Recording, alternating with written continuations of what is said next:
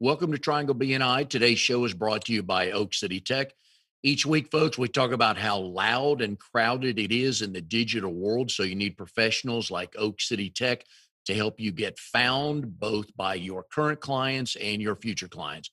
So go to oakcitytech.com. They'll be able to help you with anything you need in the digital world. Hi, everybody. My name is Mike Manning. Each week on Triangle BNI, we bring you a local small business success story. If you're not familiar with BNI, it is Business Networking International, the world's largest networking organization. Our little slice of heaven here in the Triangle is Raleigh, Durham, and Chapel Hill in North Carolina. And each week, about 30 chapters, almost 600 members get together. And our sole goal is to help our fellow members grow their business. Our special guest today, our local small business success story, Mary Elizabeth Twiddy with Edward Jones Investments. Mary Elizabeth, glad to have you here today. Good morning, Mike. I'm glad to be here. Thanks for having me. All right, so you and I have had this conversation before. Your first name, Mary, is the greatest name on the planet, male or female. I've loved it since I was too young to even remember. What names do you get called by different family members and friends? So the running joke in my house is I have a double name because I was always in trouble. So Mary Elizabeth, but I think really the truth is more that my dad's from South Carolina. You almost have to have a double name down there.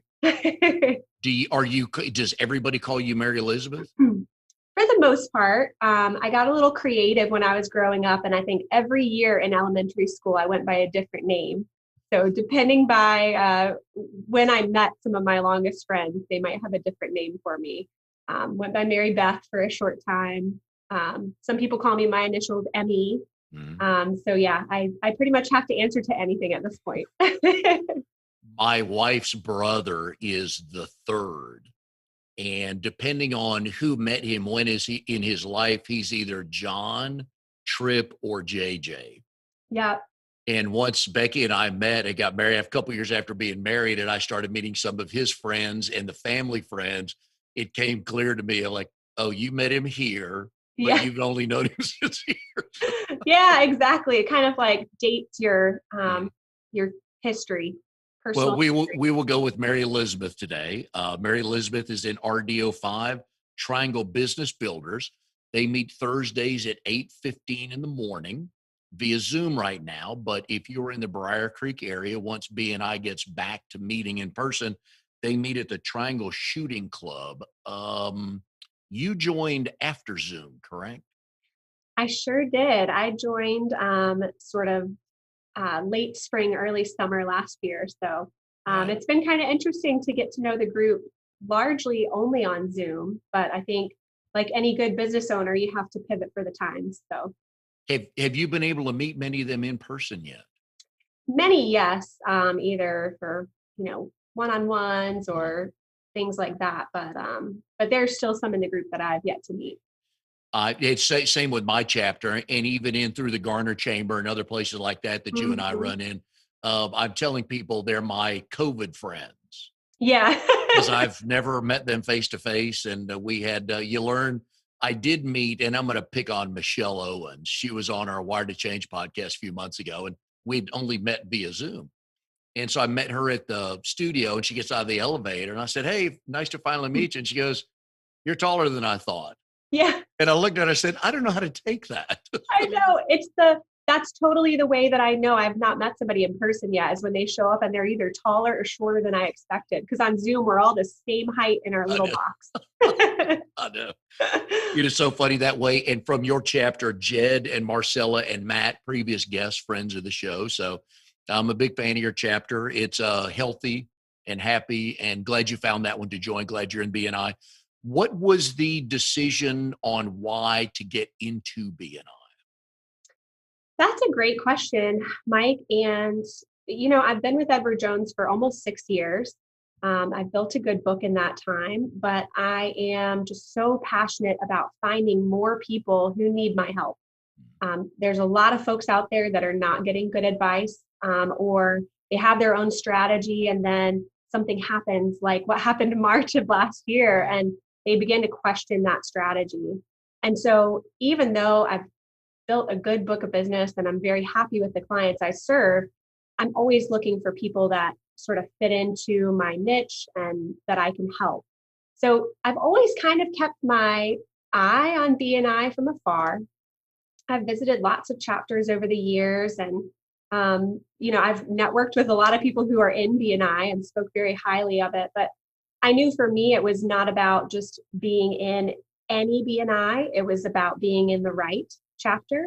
And so, Deborah Goff, actually, with Accounting and Tax MD, she and I knew each other from a women's networking group that we had been in together for some time, and I reached out to her on LinkedIn, which I think is how we met too, Mike, just trying to make Yep. some new connections or rekindle old ones on LinkedIn. And she said, this is a great BNI chapter. I really think you should visit. And their financial advisor seat is open and they're looking to fill it with the right person.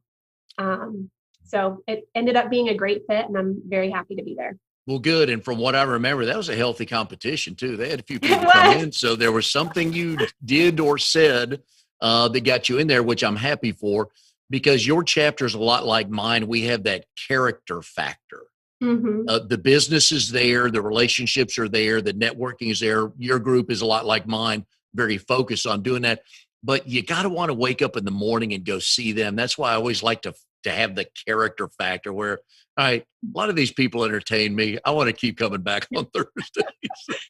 Yes, absolutely. And you've got to have those relationships where you can really see eye to eye and get to know each other well. Because especially in a field like mine, you're not going to be in line behind someone at the grocery store, probably, Yeah. and have them turn around and say, hey, do you know a good financial advisor? And so when you're looking for that kind of referral relationship, it has to start with the relationship. Yeah, the financial seats and the personal services seats that involve health. Anytime Mhm. you talk health or money with people, it is personal and they've got it. It's to the point where you have to pull them aside. In my new member training I do every month, I always talk about the July 4th cul-de-sac picnic. Mom's over here, dad's over there, kids everywhere else, dogs running, everything. And it's easy to talk school and vacation and cutting the grass, maybe painting the house. But rarely will you have somebody walk up and go, man, about ready to file bankruptcy. Do you know a good financial advisor? That's right. Or, hey, I just inherited a bunch of money and I really need some guidance, Yeah. People are kind of hesitant to share that information with just anybody. Always like to educate while we entertain on the show. And I find any reason, and if I can't find a reason, I'll shoehorn a reason in to mention my grandson, Oliver, who will be coming up this weekend. Very excited to go find some excavators and all the road work going on around here. Just top of mind things to think of. Let's go from grandparents or parents with a newborn. What are some things for down the road planning to keep in mind? Yeah, that's a great question. For parents, I'm really big on life insurance. You're already, a lot of parents are married, they might have a mortgage, a car payment, and now you've got a kid. If something happens to you, you really need to be able to set your spouse up to be able to take care of all of those things and still wear that parenthood hat while they're dealing with tragedy. So that's a big focus of mine. I'm quick to recommend that to everyone and help them discover the right amount. For grandparents, a lot of times it kind of shifts and they've saved well for retirement. They don't have those debts anymore, those obligations. It becomes a really fun conversation about, well, what do you care about? What kind of legacy do you want to lead? Do you want to help your grandkids go to college? Do you want to help them purchase a house later in life?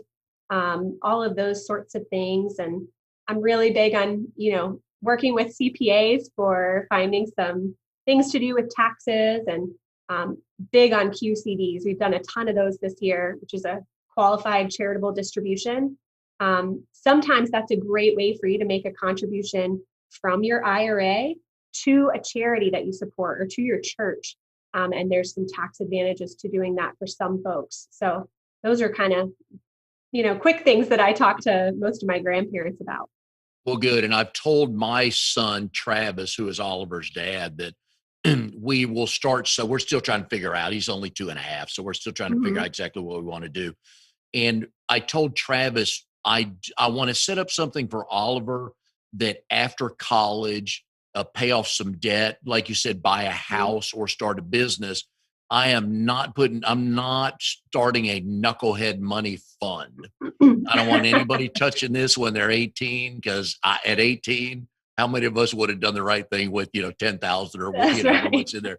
But so I told him that's what I want. That's what I'm looking to figure out what to do and when for those opportunities like that to help him move forward or get a jump start on something. Yeah, absolutely. And, I have conversations like that all the time. Depending on what you're trying to do, it depends on what type of account or what type of investment might be appropriate. And I really talk through that on a one-to-one basis to make sure it's tailored to whatever you're looking to do. Now, when you were growing up as an 18-year-old young lady, would you have been a lot smarter with 10 grand than us 18-year-old young men would have been, you think? I'd like to think so. Good But answer. I actually met my husband at 18 at NC State. So I would say, a little distracted to make good money decisions with trying to blaze a trail as a freshman in college and in a new relationship. So Even what are the simple things we can do though for our young kids or even teenagers is just understand what a savings account is. that's right. Understand where money's coming and going. If they want to buy, and my kids are grown and gone, yours are young, but electronics, right? If you want the latest, whatever it is, all right, it's going to cost $200, right? How are you going to pay for it? Or, you pay half, I'll pay half, something like that. But just get them to understand the value of money. That's right. And I'm a big fan of whether it's your son or your grandson, if you're planning to gift them money or leave them money when you pass away, have those conversations about what you expect them to spend that on. I've had, to talk, I don't know, lots of clients through that situation where they've inherited money and they're just not sure if they should use it to pay off debt or what their parents' intentions were or anything like that. And I think those conversations can really help drive, yeah, use it to pay off debt, get back on the right track. Or no, you've always wanted blank, use it to put some money towards that and, launch yourself on that path or whatnot. We often don't have those money conversations with our family. And I try to facilitate that anytime I can. Becky, my wife and I have two boys, and our youngest son knows it's like the royal family. He just keeps moving with every grandkid. He just keeps moving down because he used to be his older brother, then him, and then Oliver came in. So now Oliver's ahead of his dad and his uncle, and our youngest son and I told him, it's like, I don't know if there's gonna be anything left for you, because when you and your fiance have kids, well, you're going to move down another rung. So There you you go. might want to start your own savings here. Good advice.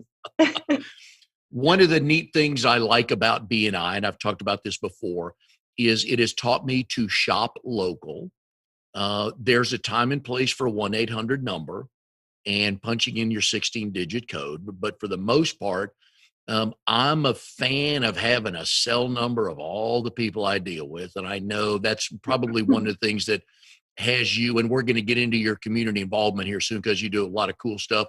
But I would imagine that your clients enjoy having your cell phone number instead of calling the Edward Jones 1-800 number just to talk to maybe a different person each time, which they don't understand you. Yeah, one of the great things about Edward Jones is we've got, we're such a large firm. So we've got all the resources of the large firms. We've got an 800 number if you can't reach me and you need to place a trade. We've got all the tools online, all the research analysts. But when you call my branch here, you talk to Linda or to me, or if you leave a voicemail, Linda or I will listen to it and Linda or I will call you back. So it's really that personal touch. And that's not unique to our Edward Jones office. That's really just how we do things at Edward Jones. And your office is in Fuquay. It is. So if anybody wants to Google that, where the number, you'll see the phone number up during the show here, but definitely reach out. We had Jim Bowdish and John David Wagner on, and John David's in a chapter I'm a consulting director for. And Jim and I grew up here. We've known each other since about 1974. Yeah. And we haven't changed. We both think we've not changed looks wise much at all, but our spouses got to disagree with that. Yeah. The other thing BNI has taught me is the connection with the community. And that's what I love about the folks that are in BNI. And I tell people all the time, BNI is not for everyone. But if you're looking for this kind of accountability and partners and teamwork, that I'm a big fan of this. You are the president of Garner Local Heroes, Hmm. and it focuses on the first responders. Um, your husband is a police / SWAT officer. Yes, that's Okay. right. How did this come about? Because I think it's a great idea. Absolutely. So, first of all, I really can't take credit for being as involved in the community as I am. It's something that's just in my blood. I mean, Mhm. my mom's dad started Lutheran Church in Washington, North Carolina, and was just really instrumental in that area. My dad's dad actually has an interchange named after him in Rock Hill, South Carolina, for all the community involvement that he had.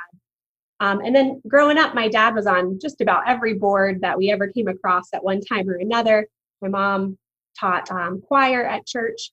So it's just part of who I am to be engaged in the community.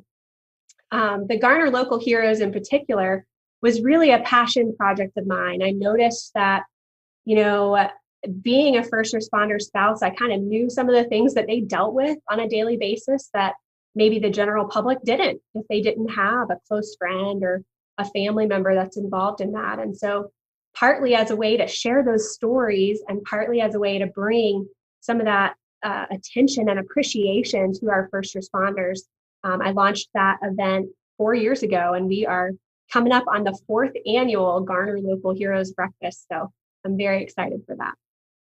And I'm a big fan of people that do stuff that I wouldn't do. And generally, the explanation for all first responders, everybody from military to medical staff. And this is not political statement. I want everybody to know that. But for people that run in when the rest of us are running out, huge fans of it, because most of us wouldn't do that. And we have to be honest with ourselves that, wow, that's a pretty cool thing that they're doing that to protect us, whether it's from a police standpoint, military standpoint, or just a health standpoint when nurses and doctors run in somewhere to get people out, or firemen, Right. anything like that. Exactly. And that's one of my favorite parts of the event is we present awards to 6 local first responders, and we actually read a narrative for each of them as we're presenting the awards. So last year we recognized an EMT. He was first on scene to somebody who was standing in the middle of I-40 in the middle of the night. And typically the police will kind of physically get somebody into a safe place or out of a dangerous place, but he was first on scene, and great risk to himself, ran into the middle of I-40 and actually had to fight this gentleman to get him out of the way of traffic. So some really cool stories like that. I can't wait for you to hear our fireman story from this year. Oh, looking forward to it. We are here with Mary Elizabeth Twiddy, Edward Jones Investments. Today's show is brought to you by Oak City Tech. Folks, first thing you need is a good website. You can spend $40,000 on it with Drago and the folks at Oak City Tech if you want to, but you don't have to. But you need something up there to send people to it. And 2 things on the website. One is, if people meet you, they're probably going to Google you. It would help to have a website. And second of all, make sure your website is formatted for your phone, especially if you're my age, because everybody younger than me gets 90 to 95% of their information on their phone. So make sure your website is formatted for the cell phone, and go to oakcitytech.com. They will be able to help you with that. Right. So along with Garner Local Heroes, you also were the founder of Garner League of Women. Yes, absolutely. Do you have too much time on your hands? Mom, a business owner, kids? I mean, what's going on there? I just saw a need for a women's group in the Garner area. And what started as a bunch of us just meeting for coffee or lunch once a month ended up becoming a pretty big group of women. And we would bring in speakers every month and things like that. Given that I've actually moved my branch to the Fuquay area, Katie Wall has taken over the leadership of that group. And any woman who's looking for some good networking in Garner, it is on Zoom right now still, I believe. So I guess you don't even have to be in Garner, but Garner League of Women, or we call ourselves Glow, not to be confused with the wrestling show.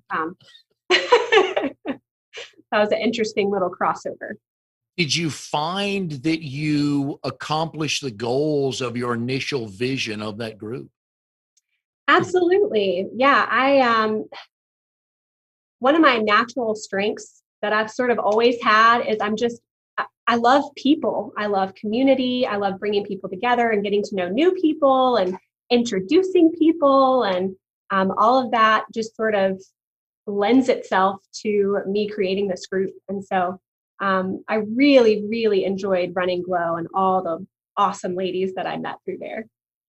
I always enjoy talking to teachers and ex-teachers.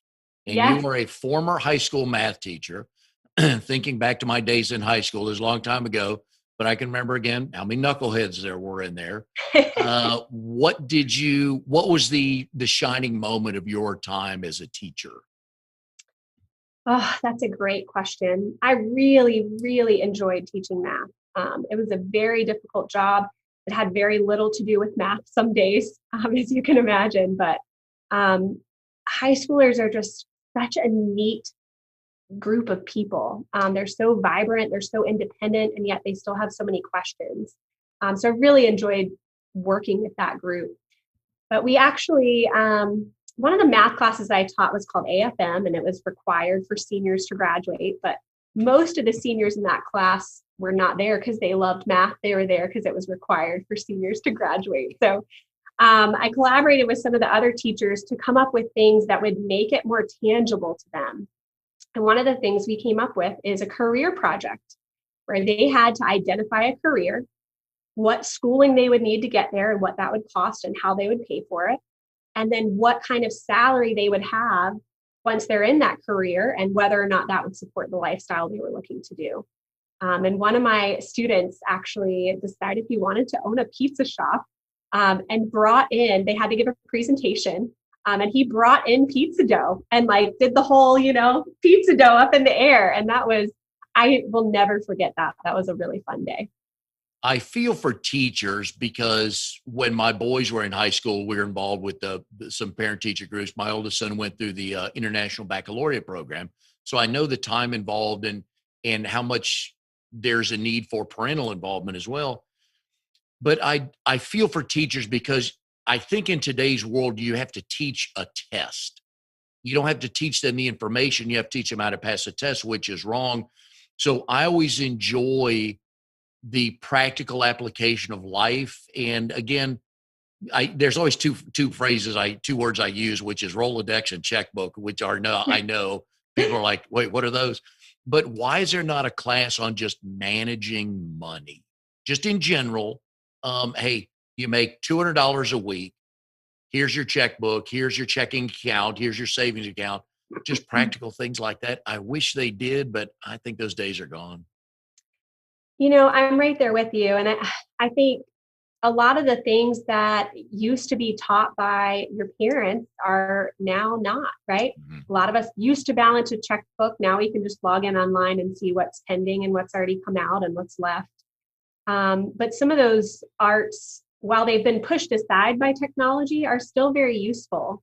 In fact, I'm a millennial by age, but I actually really prefer paper for a lot of things. And so I've been known to send my clients home with a paper form to do a budget on and things like that. I know it's crazy, but I think, you can implement a lot of that stuff in your teaching. And a lot of teachers do. I think you can teach some testing strategies and still teach the material and sort of accomplish both at the same time. How nervous were you your first day as a teacher? Oh my gosh. I backed into my desk and almost fell over while I was talking to my class my first day as a teacher. I was pretty nervous. I graduated in December from NC State, and so I was hired to start with the spring semester in January. But I don't know if it was some snow days or something had pushed the fall semester so that it actually lasted until the day before the spring semester started. So it was my first day in a classroom. I hadn't met with any other teachers really before that. It was a little crazy, but we made it work. Oh my, those first days in there, just trying to figure things out because you're not only do you have a new job, a new building to go to. But now, how many kids were in your first class? So that's a good question. I think Wake County is still doing block scheduling, but so we would have 30, 35 students in most of my classes. And I would only have those students for 4 months, basically. So about 100 students for 4 months, and then boom, 100 new ones. So imagine running your business like that with 100 new clients every couple months. And you can't retain the previous 100 either because they're done and gone. Right. But Got to start from scratch. yeah. So. And when it comes to math, most people hate it. And so there's the people that are good at it, the people that hate it, and then the people who could care less about it. So you must have gotten a wide range of just interest level. Absolutely. And I think, that the skills I developed showing students that I didn't just care about their math grade, I cared about them, have really lent themselves really well into my current career, because I don't just care about people's money. I care about them and what they're trying to do.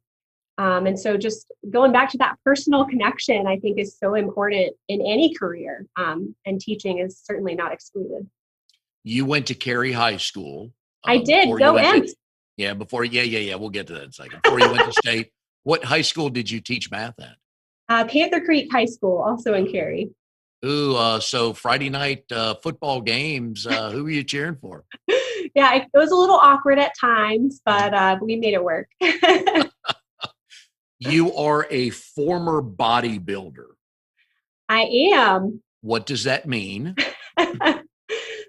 So after I left teaching and before I came to work for Edward Jones, I spent a time working a job that I didn't ever take work home with me. And that was my first time really experiencing that. And so I had all this extra time on my hands, and I started working out and decided I really needed a really big goal to push towards. And so I decided to do a competitive bodybuilding show, and I hired a coach and lost a bunch of weight, ate crazy small amounts of food. And really, at the end of the day, I really enjoyed the process. I did not enjoy the grueling day after day, every single day, but the process, I really learned a lot about myself and how strong I am, not just physically, but also, the tenacity to stick to a goal, even when it's really, really hard. I don't know if it's ever something that I'll do again, but it was a great experience for me, kind of early in adulthood and before we had children. So then looking ahead, now you have a business, a husband, 2 kids. Is any of that process still part of your day-to-day routine? So yes, I've actually recently signed up for my first triathlon, which was a goal I had, again, back before I had kids. I had this whole list of goals, and some of them got accomplished and some of them didn't, as always happens in life. And so, yeah, I've signed up for my very first sprint triathlon in September. So I am, doing some group exercise classes here in Fuquay with Level 6 Fitness, if anybody wants to check that out. Emmett is the trainer, and he has a All In for April challenge going on right now, not just for fitness, but just to do things every day that help to move your life where you're trying to move it to, which I think is really important. In your Edward Jones / math teacher / double major of math and secondary education brain, all the things you've had to get certified and licensed for, can I assume you're a pretty good test taker? I am a good test taker, and I've always really enjoyed taking tests. And I think those two things really go hand in hand. We tend to be good at the things we enjoy, and we tend to enjoy the things that we're good at. So I'll get to put that to the test this next year, because I am beginning to study for my CFP, my Certified Financial Planner accreditation to my license. So hopefully that good test taking will continue to last me. I can assume it was a little easier to study before kids came around. A little bit, yes. I think parenthood has a way of changing lots of things, but certainly it changes the number of priorities you have in your day. So I think structure is my saving grace with that. I'm really big on not bringing work home. If I need to work late, I need to work late from the office. And if I'm home, I'm home.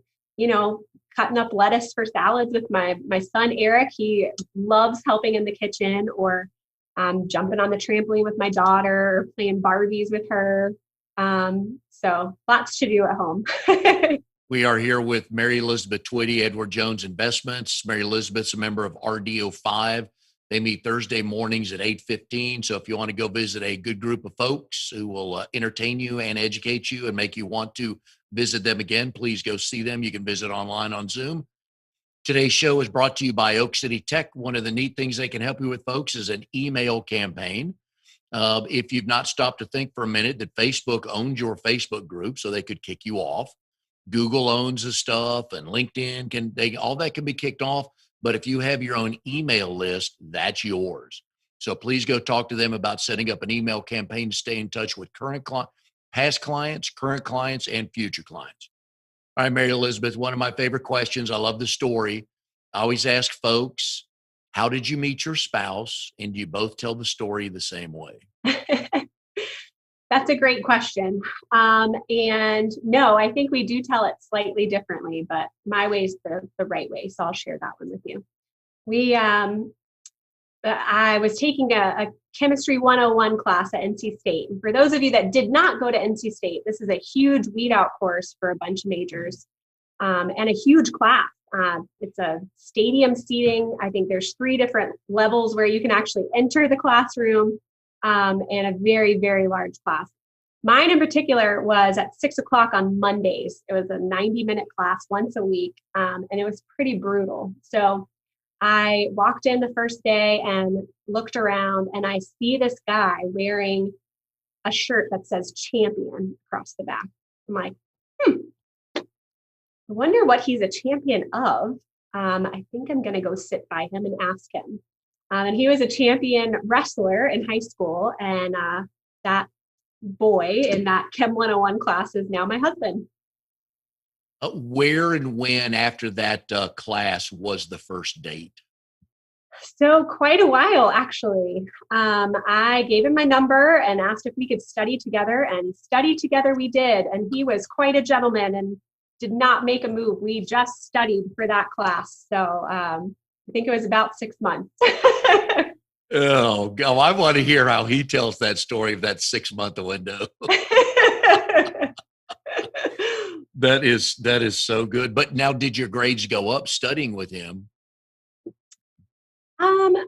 Neither of us did great in that class, which I think I'm going to blame less on our studying together skills and more on the fact that it was Mondays at 6 p.m. Yeah. Yeah. And how many chemistry classes did you take after that?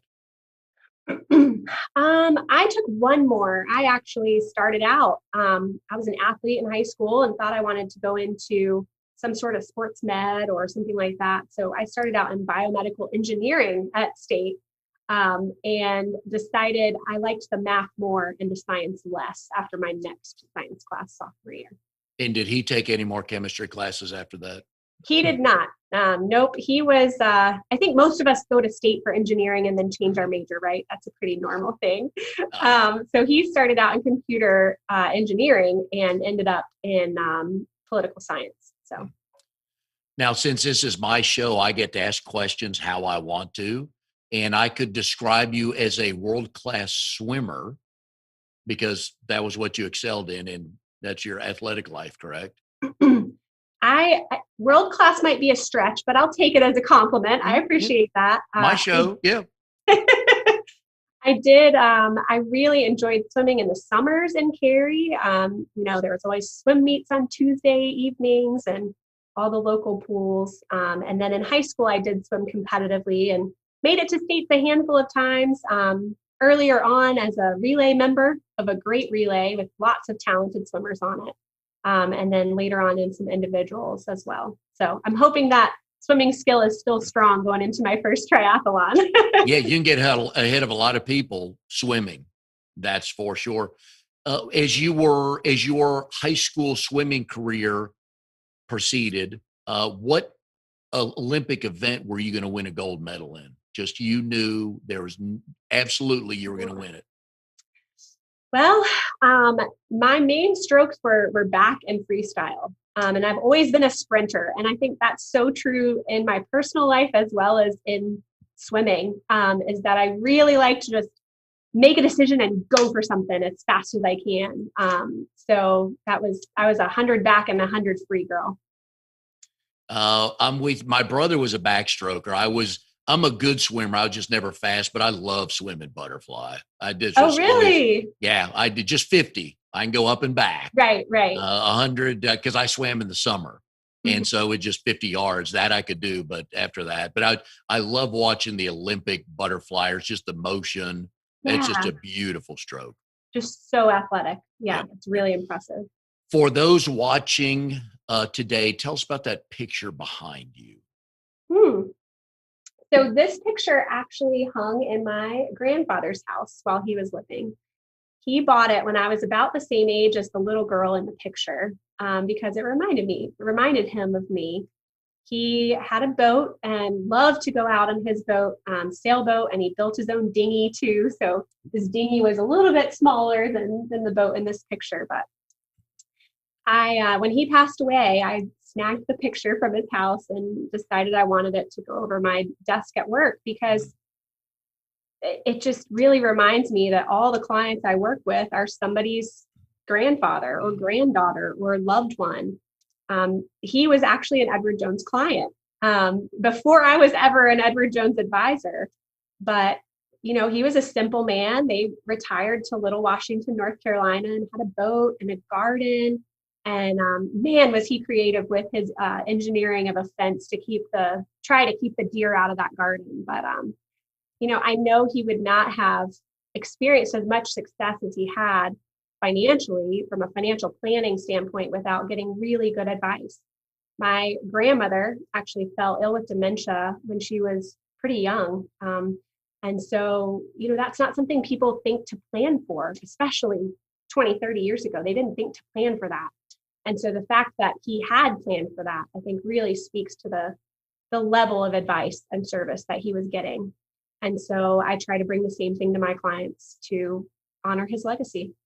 I like that because a lot of times we don't think there can be living benefits. We just think everything happens after we're gone, but there are actually ways to set up programs and plans for living benefits as well.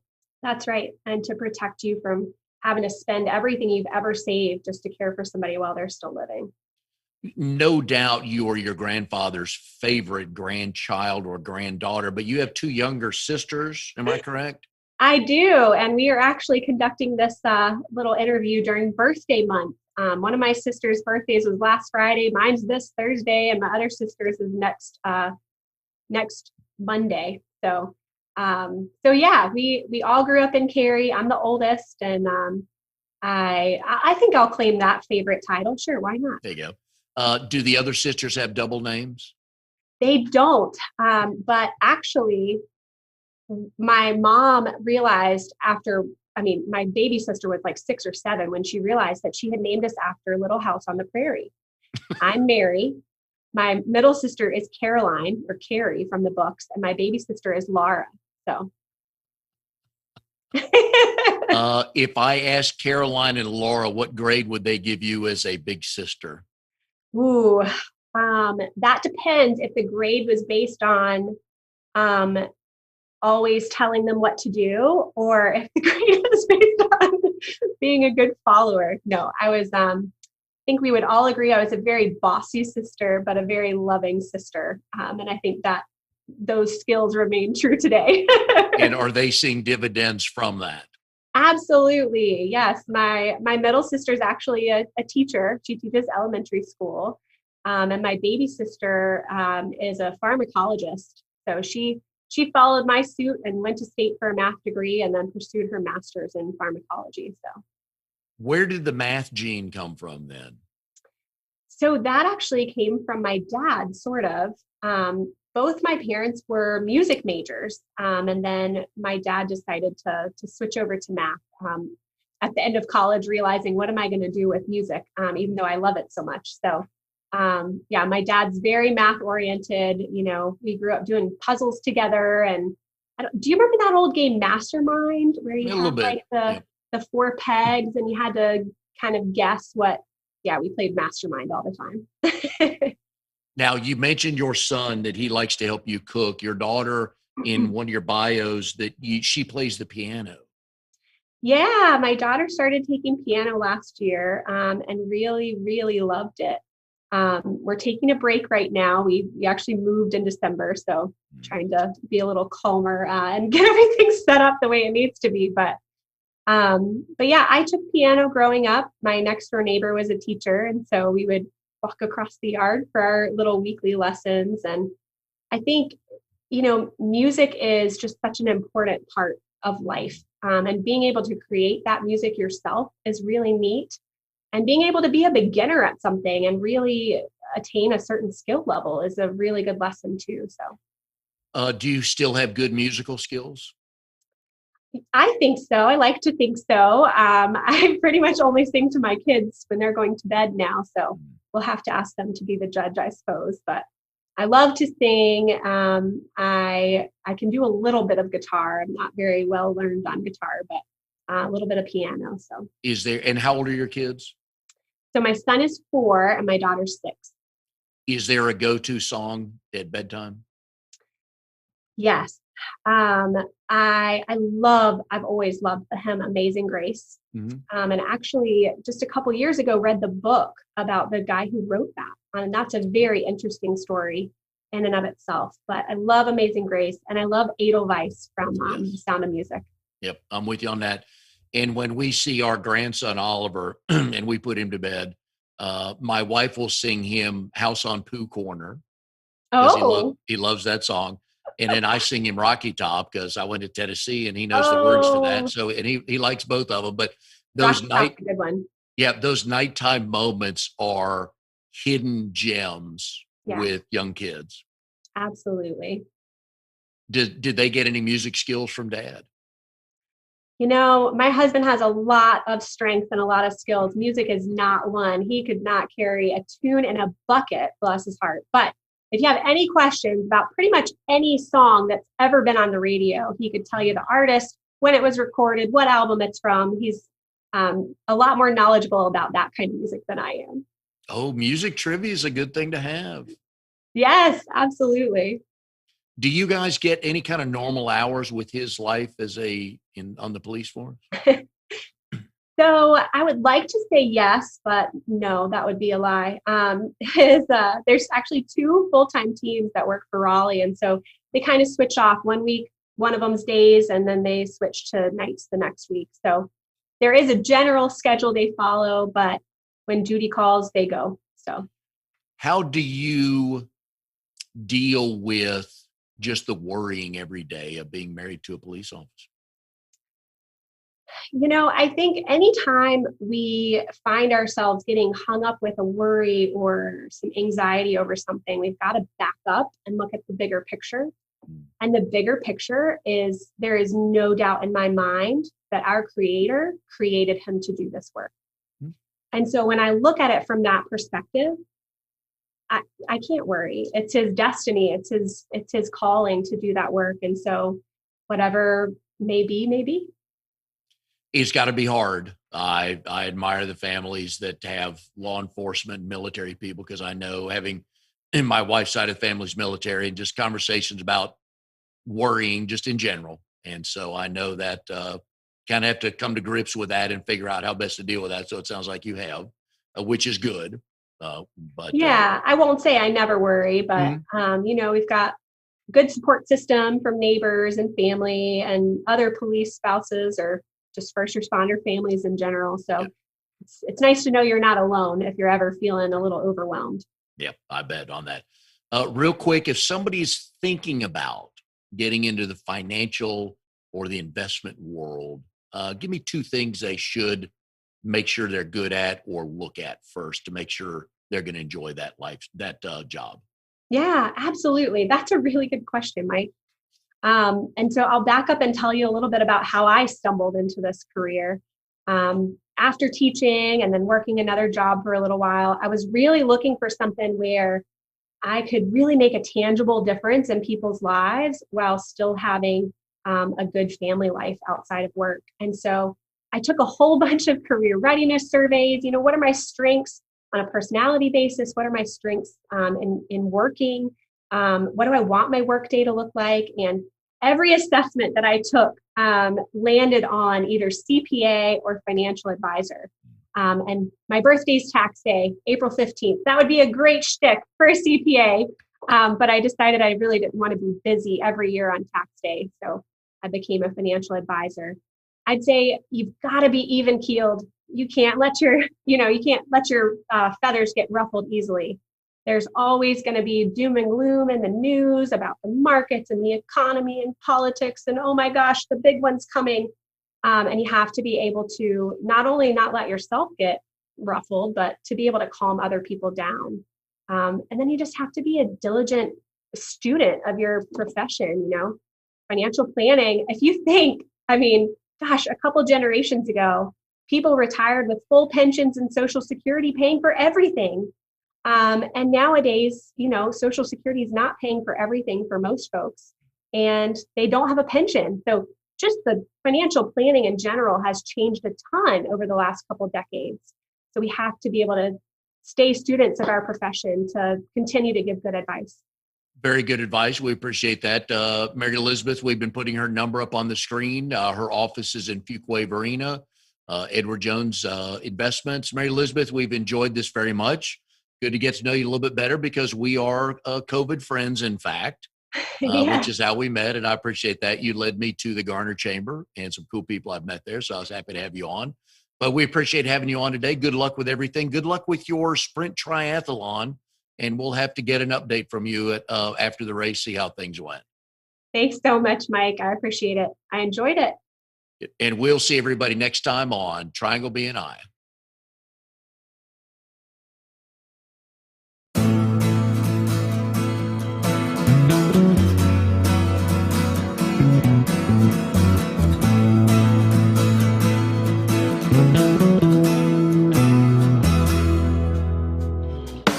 You are tuned to the Nissan Communications Network. If you tuned in too late, you can always watch each program in its entirety or download an MP3 audio file of it in the archives section at nissancommunications.com. Don't forget to subscribe to our YouTube channel, follow us on Twitter, and like us on Facebook. Sponsored by StreamingGear.com, Carolina Apparel, and DeltaForce.net.